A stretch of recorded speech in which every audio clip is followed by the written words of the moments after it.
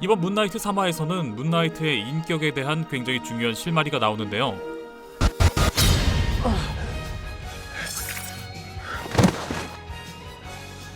마크가 정신을 차리니 사람을 죽였고, Steven, what did you do? 그런 마크는 그것이 자신이 아닌 스티븐의 짓으로 생각하죠. You're the one going on a killing spree. I didn't do any of this. Me neither. 반대로 스티븐은 당연히 사람을 죽인 게 마크라고 생각합니다. 이는 마크와 스티븐 말고도 또 다른 인격이 하나가 더 있다는 걸 암시하죠. 자, 잘 생각해봅시다. 스티븐에서 마크로 인격이 바뀌었을 때, 그리고 마크에서 스티븐으로 인격이 바뀌었을 때, 이 두 경우에는 서로가 서로의 상황을 인지하면서 도움을 주거나 저지를 하는 등의 영향을 끼칠 수 있는 상태입니다. 몸의 주도권만 없지 의식이 완전히 잠든 게 아니라는 거죠.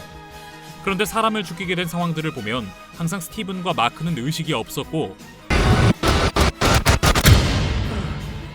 갑자기 깨어나는 상황을 마주하게 됩니다.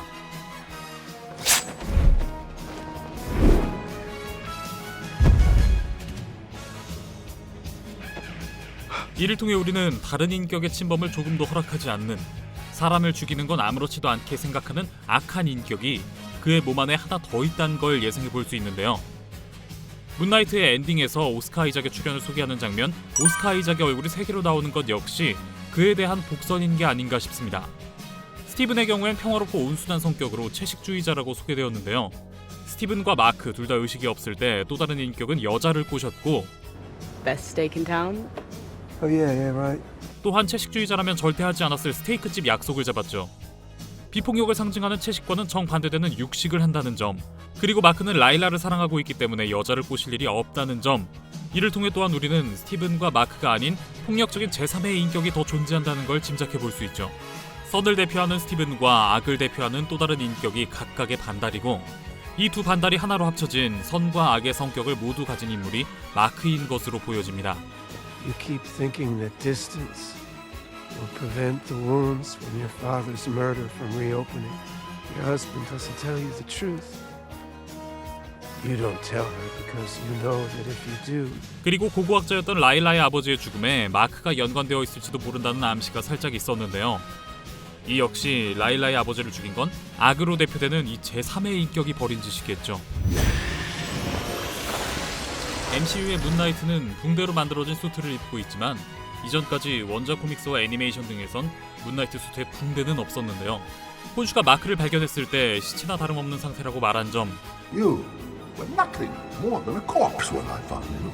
그리고 마크의 직업이 언제 죽을지 모르는 용병이라는 점, 그리고 라일라가 수트를 입으라고 한 성화에 스티븐이 정말 수트를 떠올려 그의 문나이트 수트가 정장이 된 점, 이러한 점들을 통해 마크가 폰슈와 계약 당시 죽음을 앞두고 살고자 하는 의지로 충만하여 그 상황에서 가장 절실했던 치유를 의미하는 붕대의 형상을 한 슈트가 탄생하게 된 게 아닐까, 지난 영상에서 저는 예상했죠.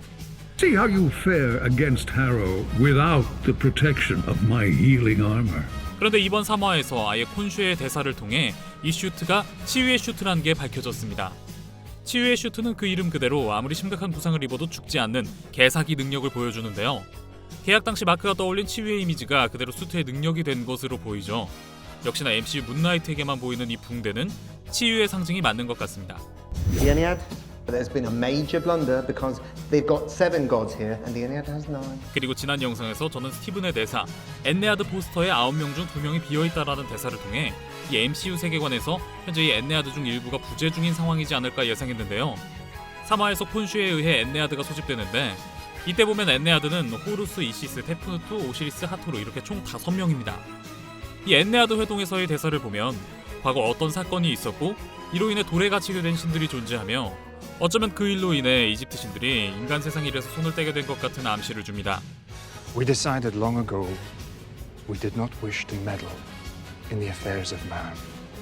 He's tethered to this place, like many before him. 암미트가 봉인된 것도 이때가 아닐까 싶은데요. 이번 3화의 하이라이트는 암미트가 봉인된 장소를 찾기 위해 폰슈가 힘을 사용하여 그날의 하늘을 그대로 재현하는 장면이었죠. This is the night. 이렇게 힘을 사용한 대가로 폰슈는 엔네아드에 의해 돌에 봉인당합니다. 봉인된 폰슈를 보며 아서 헤로우는 이렇게 말합니다. I enjoyed dealing out pain on your behalf. Had you not broken me so completely, I might never have known the value of healing. Your torment forged me. I owe my victory to you. 콘슈가 준 고통 때문에 자신은 망가졌고 그렇게 받은 고통 때문에 지금은 치유의 가치를 알게 되었다고요. 그런데 스티븐과 마크를 보면 콘슈는 계약 당시 그들이 가장 바라는 것을 이루어준 것이란 걸 알 수 있죠. 마크는 치유를 원하여 치유의 수트를 얻게 되었고 스티븐은 단지 수트를 바랬기 때문에 진짜 멋진 정장이 하나 생긴 것처럼요.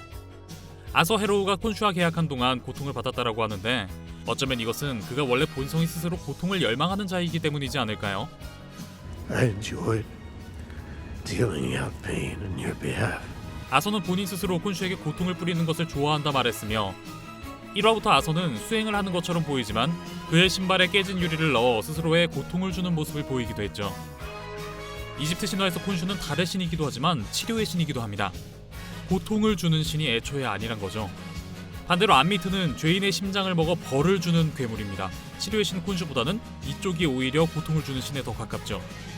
아서가 콘슈의 아바타였을 당시 고통을 받았던 것은 그가 원래 고통을 열망하는 성향이어서고 그런 그가 콘슈를 모시다가 암미트로 노선을 갈아탄 것은 그냥 아서가 아서한 것이다로 볼 수 있을 것 같습니다. 자, 여기까지 문나이트 3화에 나온 떡밥들을 제 나름대로 분석해봤는데요. 곧이어 나올 4화 떡밥 분석도 미노타우루스 채널과 함께 해주시면 감사하겠습니다. 그럼 지금까지 뇌피셜의 한계를 모르는 명탐정 뇌피셜록 미노타우루스였습니다.